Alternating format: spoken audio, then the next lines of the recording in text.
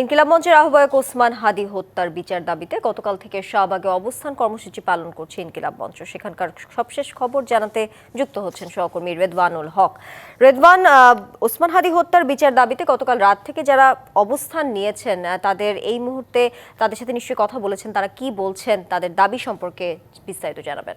নিশ্চয়ই শুনছেন যে এই মুহূর্তে কিন্তু ওসমান হাদির যে কবিতা এবং তার যে বক্তব্য সেটি কিন্তু মাইকে বাজানো হচ্ছে এবং এখানে যারা উপস্থিত হয়েছেন ওসমান হাদির হত্যার বিচারের দাবিতে তারা কিন্তু শুনছেন এবং স্লোগান দিচ্ছেন। আমরা এখানে যারা উপস্থিত হয়েছেন তাদের সঙ্গে কথা বলেছি, তারা যেমনটি বলছেন যে যতক্ষণ পর্যন্ত তাদের এই হত্যার বিচারের যে দৃশ্যমান কোনো অগ্রগতি না হবে ততক্ষণ পর্যন্ত তারা এই অবস্থাটি ছাড়বেন না। আমরা আগের খবরে যেমনটি জানাচ্ছিলাম যে এখানে শীত উপেক্ষা করে যেমনিভাবে গতকাল সারা রাত এখানে তারা আন্দোলনকারীরা অবস্থান করছিলেন, ঠিক তেমনিভাবে আজকেও তারা অবস্থান করার জন্য প্রত্যয়ী এবং আমরা দেখছি সময় যত গড়াচ্ছে এখানে কিন্তু মানুষের সংখ্যা বাড়ছে। এখানে যারা আছেন আমরা যদি একজনের সঙ্গে একটু কথা বলতে চাই যে তারা আসলে কি চাচ্ছেন। আপনার এখানে যে আন্দোলন, এখানে কেন এসেছেন এবং আপনাদের দাবিটা যদি একটু বলতেন। আমাদের ভাই শহীদ ওসমান হাদি ভাইয়ের নতুন এবং ফিরে আসা গ্রাহকদের জন্য নগদে চলছে ক্যাশব্যাক সহ প্রতিদিন হাজারো উপহার জেতার সুযোগ। হবে আশা আর ফেরা, সারপ্রাইজ সেরা।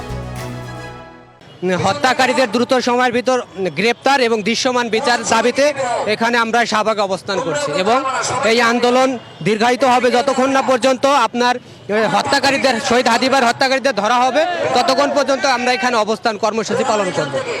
উনি যেমনটি বলছিলেন এখানে যারা আছেন, সংগঠক যারা আছেন এবং অংশগ্রহণকারী যারা আছেন সবাই কিন্তু প্রায় একই কথা বলছেন যে তারা এখন পর্যন্ত সরকারের পক্ষ থেকে ওসমান হাদি হত্যার বিষয়ে যে পদক্ষেপ আসামিদেরকে বিচারের আওতায় আনার ক্ষেত্রে এটি কোনোভাবেই তারা সন্তুষ্ট না।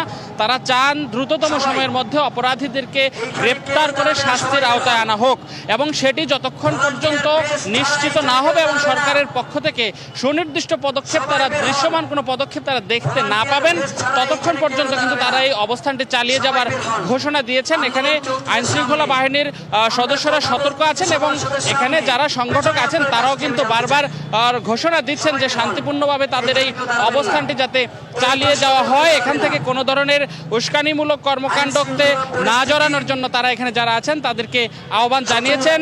তো এখানে যারা আছেন তারা তাদের দাবি আদায় না হওয়া পর্যন্ত অবস্থান করবেন এমনটি তারা বলছেন। এই ছিল শাহবাগের যে মঞ্চ, সেই মঞ্চ থেকে আমার কাছে থাকা সবশেষ খবর। তানিয়া, রেদওয়ানুল, ধন্যবাদ আপনাকে।